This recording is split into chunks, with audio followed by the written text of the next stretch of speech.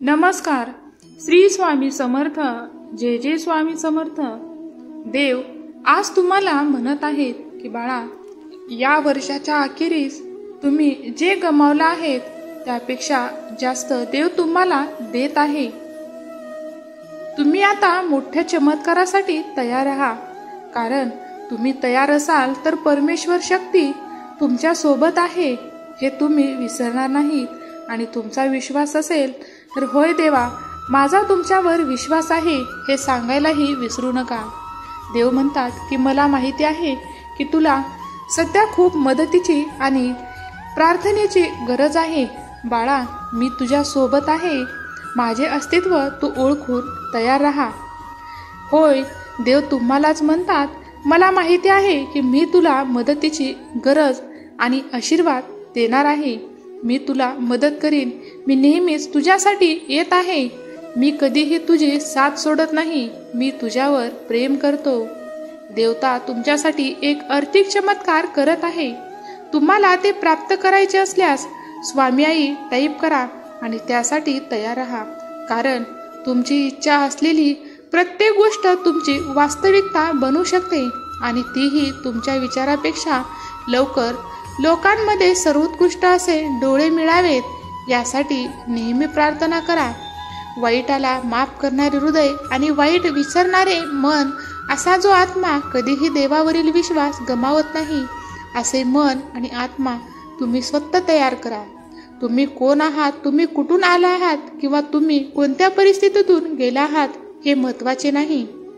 मी तुमच्यावर बिनशर्त प्रेम करतो. तू माझी मौल्यवान निर्मिती आहेस आणि मला आज तुझ्यासाठी काहीतरी सर्वोत्तम करायचे आहे. मी तुझं रडणं ऐकलं आहे. मी तुझे अश्रू पाहिले आहेत. आता मला तुमची मदत करू द्या. देवाचे मूल होणे म्हणजे काय ते तुम्हाला मी दाखवतो. जे माझ्याकडे विश्वासाने आणि पश्चातापाने वळतात त्यांच्यापासून मी कधीही दूर जाणार नाही. तर माझ्या मुला, तुझे हृदय आणि तुझे मन उघड आणि माझा आवाज जो आहे तो एकत्रितपणे चालत आपल्या जीवनातील चढ उतारावर चालू ठेवा. तुम्ही पूर्वीपेक्षा मजबूत, शहाणे आणि अधिक लवचिक व्हाल. विश्वास असेल तर हा व्हिडिओ लाईक करा आणि चॅनेलला सबस्क्राईब करा. स्वामी सांगत आहेत की मला माहिती आहे की तुझ्याबरोबर घडलेली ही गोष्ट कठीण होती, पण तो शेवट नाही. मी तुम्हाला त्यातून मार्ग काढण्यासाठी आणि नवीन सुरुवात करण्यासाठी शक्ती आता देत आहे. मला माहिती आहे की तुमच्या आयुष्यात तुमच्यासाठी गोष्टी तशा चांगल्या प्रकारे गेल्या नाहीत. तसंच मलाही देखील जाणवत आहे. पण आता घाबरू नका.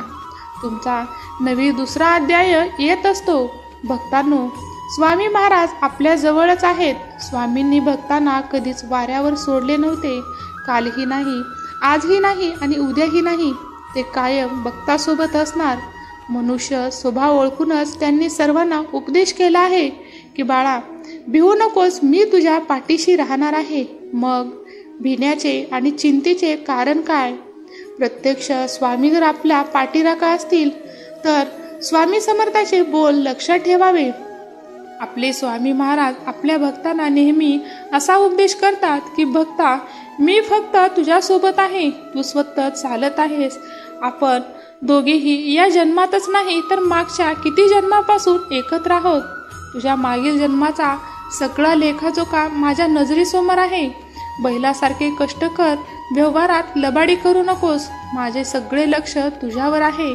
आपल्यापेक्षा कमजोर आणि अपंग लोकांना यथाशक्ती मदत करत राहा. तुझ्या पदाचा, प्रतिष्ठेचा आणि तुझ्याजवळ असणाऱ्या पैशाचा अहंकार अजिबात करू नकोस. तुझ्या वाट्याला येणारे भोग आणि त्यांचे भोग भोगल्यानंतर मी तुला नक्कीच जवळ करेल. लक्षात ठेव, मी तुझा हात पकडला आहे. तो कधीही सोडण्यासाठी नाही. फक्त मला विसरू नकोस. तुझी प्रत्येक चांगले कर्म मला समर्पित करत जा. कर्माची भीती नक्कीच मनात ठेव.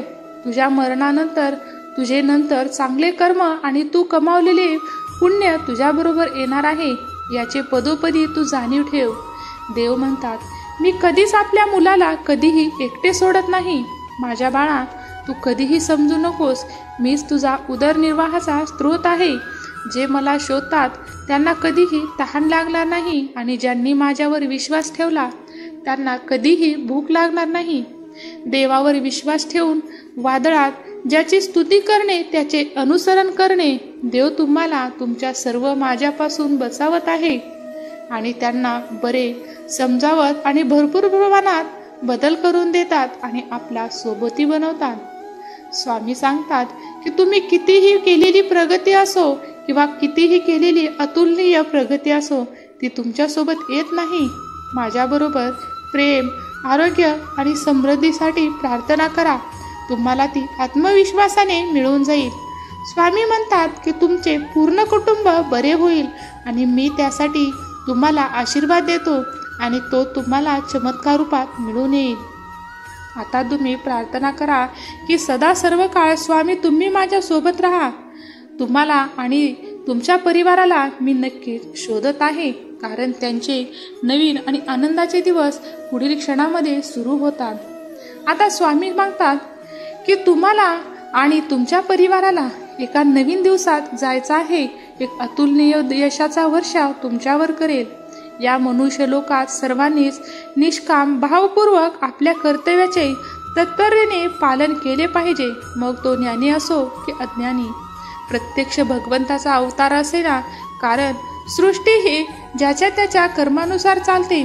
सृष्टीपाशी कोणीही व्यक्ती गरीब, श्रीमंत, काळा, गोरा, श्रीमंत असा भेदभाव सृष्टी करत नाही. ब्रह्मांडाचे नायक फक्त तुम्हाला आतून ओळखतात, बाहेरून तर जग ओळखते, कारण दिखाव्यावरून नसून तुमच्या कृत्यावरून तुमचे नाते जोडले जातात.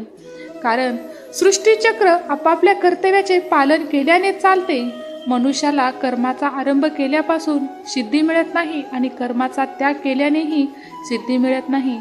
ब्रह्मदेवाने सृष्टी रचनेच्या वेळी प्रजेला सांगितले की तुम्ही आपापल्या कर्तव्य कर्माद्वारा एक दुसऱ्याची मदत करा, परस्परांना उन्नत बनवा, तर तुम्ही परमश्रेय प्राप्त करू शकाल. जो सृष्टीचक्राच्या मर्यादेप्रमाणे आपल्या कर्तव्याचे पालन करणार नाही, त्याचे या जगात जिणे म्हणजे व्यर्थ आहे. मनुष्य रूपाने अवतरलेल्या भगवंताला जरी या त्रेय लोकात काही कर्तव्य नसले, तरी तो लोकसंग्रहासाठी आपल्या कर्तव्याचे तत्परतेने पालन करतो. अशाच प्रकारे आपण आता एक स्वामींची कथा पाहणार आहोत. स्वामींनी मी पुत्रिकाला पुत्र दिला. बसप्पा तेलीवर श्री स्वामींनी कृपादृष्टी केली आणि त्याला बघता बघता श्रीमंत केली. त्याने घरी आणलेल्या सापाचे रूपांतर सोन्याच्या सापात झाले. ही वार्ता बघता बघता मंगळवेढ्यात पसरली. त्यामुळे भक्ताच्या मनात श्री स्वामी बद्दलची भक्ती आणि भाव अधिकच वाढला. श्री स्वामी समर्थ हे अलौकिक सिद्ध पुरुष आहेत. ते परमेश्वराचे अवतार आहेत हे आता मंगळवेढ्यात सर्वांना कळून चुकले होते. त्यामुळे स्वामी समर्थांवर लोकांची अमाप श्रद्धा बसली. स्वामी समर्थाच्या दर्शनासाठी त्यांची कृपा व्हावी यासाठी लोकांच्या रांगा लागू लागल्या. बसप्पा तेलीचा एक मित्र मंगळवेढ्यात राहत होता. तो वयाने थोडासा जास्तच होता. शेतात मोलमजुरी करून तो आपलं आणि आपल्या पत्नीचे पोट भरत असे. त्या दोघा नवरा बायकोला एकच दुःख होतं की त्यांना मूळबाळ नव्हते. अनेक वर्षे त्याने नवसायास पूजा केले, परंतु त्यांच्या नवसाचा काहीच उपयोग झाला नाही. मग ते दोघे बिचारे मनातून खूप निराश झाले होते. बसप्पा तेलीवर श्री स्वामींनी कृपा केली आणि तो श्रीमंत झाला.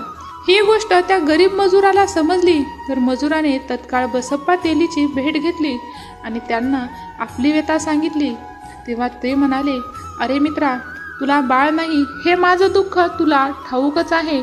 तूच त्यावर मला मार्ग दाखवत चल. आपण श्री स्वामी समर्थांच्या दर्शनाला जाऊ. तो त्यांना माझ्या वतीने विनंती कर. त्यावर बसप्पा म्हणाले, अरे मित्रा, परमेश्वराची भक्ती केल्याशिवाय, त्याला शरण गेल्याशिवाय त्यांची कृपा कशी लाभेल. तेव्हा तू आणि वहिनी एकदा श्री स्वामीच्या दर्शनाला जाऊन या आणि त्यांचे चरणी नमस्कार करून आपलं घराणं मांडा.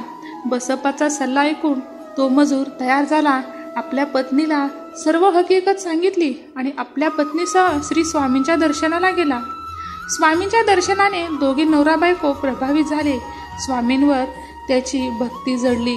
त्या दिवसापासून मजुराच्या पत्नीने ठरवले की दररोज श्री स्वामी समर्थांचे सकाळी दर्शन घेतल्याशिवाय जेवण करायचे नाही आणि स्वामी समर्थांची सेवा केल्याशिवाय अन्न शिवायचे नाही. मग मजुराची पत्नी दररोज स्वामींची सेवा करायची आणि स्वामींच्या दर्शनाला जाऊ लागली.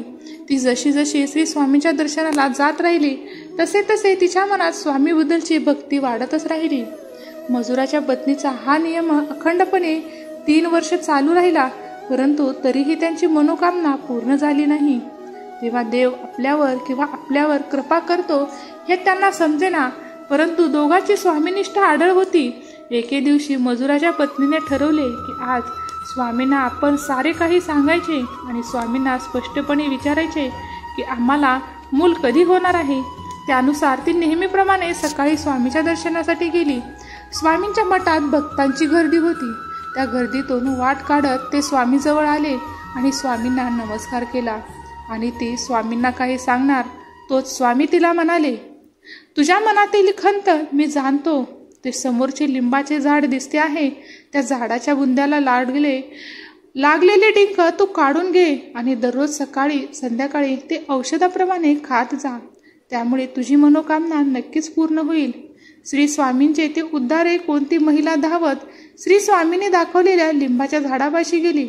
लिंबाच्या झाडाच्या बुंद्याला खरोखरच खूप असा डिंक लागलेला होता.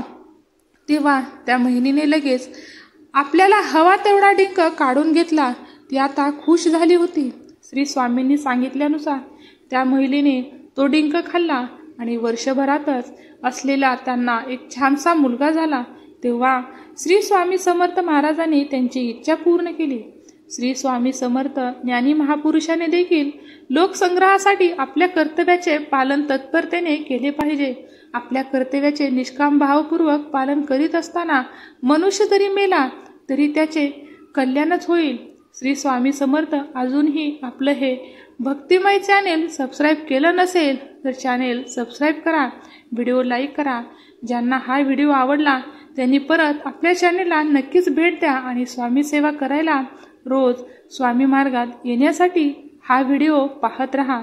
धन्यवाद. श्री स्वामी समर्थ. जय जय स्वामी समर्थ.